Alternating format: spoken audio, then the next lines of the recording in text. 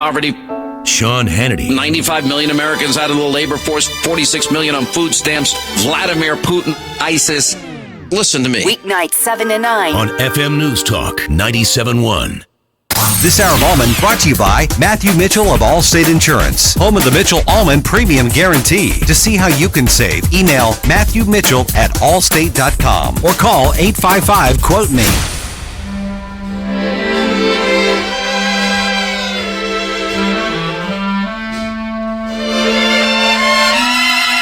Allman in the Morning, Common Sense Radio. Dreaming of a white Christmas.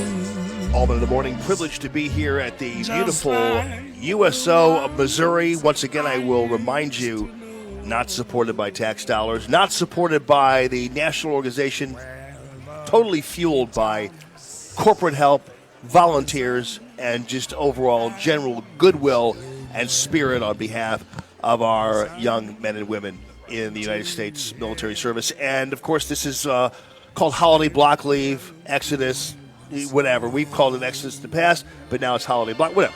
But these are all kids, young men and women who are going and seeing their families, and it's wonderful to see their amazed faces at all the outpouring of support for them. Many of them are genuinely surprised when they see people here greeting them and saying hello and thank you and giving them thick burgers, and it's just on down the line. It's an amazing experience, and it's wonderful to see them. These are our committed youth, our committed young generation of brave men and women, and I'm really privileged to have Brigadier General Kevin Vareen. He is the commandant of the military police down at Fort Leonard Wood. General, thank you so much for being with us. Oh, glad to be here. I got to stand up straight. I'm sorry. Yeah. I kind of slouched a little bit. Yeah, I know. I was noticing that.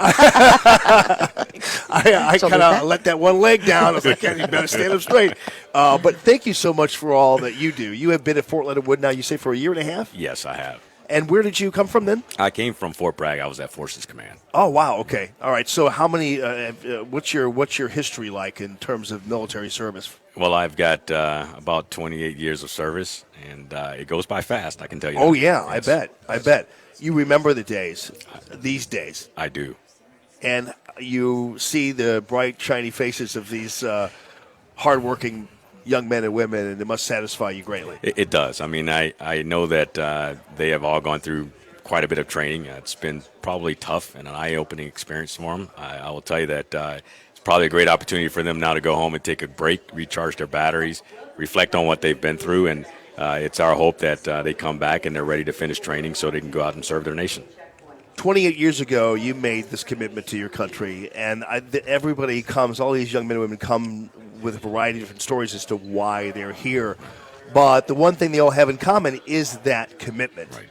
Correct? Yes, that's exactly right. I made my stories. I'm from a military family, and so my dad served in the military. My brothers served in the military. So the military is pretty much what I've been around my life. And I knew that that's what I wanted to do. And so everybody has their own story. And for these young soldiers, these young men and women to sign up during a time of, we're still at war, speaks a lot. Everyone, talks about service to their nation, talks about their commitment to ensuring the freedom that we enjoy today. And so my hat goes off to them. Yeah, and indeed, things are even a little hotter than they have been in the past. So, yeah, I mean, it truly is a big commitment, and it's a brave one at that. On a lighter note, I always love watching the interaction of these young men and women with their drill sergeants. We might talk to one a little later on because those are always great stories.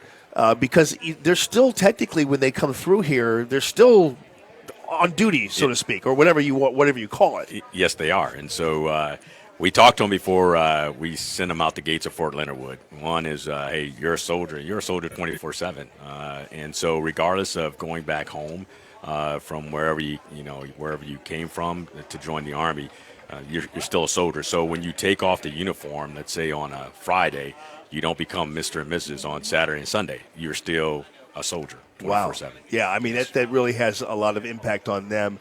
So it's kind of like they come here and we put them in a state of relaxation, but they still have to they still know the drill sergeant's right there, even if they do have the thick burger in their hand. It's fantastic. That's right. Well, General, thanks so much for your commitment and your time. Thank Thanks for raising such a great generation of young men and women, young soldiers, too. And thanks for your service to this great country. Thanks so much. I appreciate it very much. Yeah. Happy holidays. That is you too. That is General Kevin Vareen, Brigadier General.